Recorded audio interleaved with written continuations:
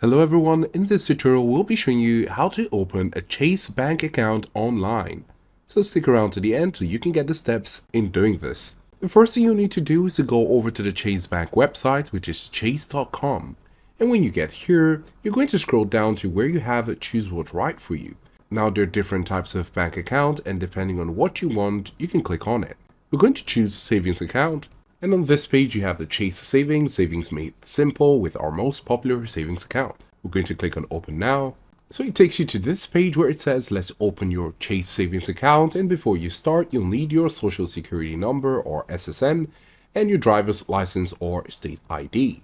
When you make sure you have those, you're going to answer the question, are you an existing Chase customer? Now, if you say yes, signing now, the process will be a lot simpler and faster. But if not, you can simply say, no, I'm not a customer.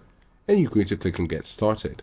And on this page, you get to put in some information, sort of like a KYC. So you're going to put in your first name, middle name, optional, your last name, any suffix. Then on the next page, you're going to put your date of birth. Then on this page, you get to put in your contact info, such as your email address and your mobile number if preferred.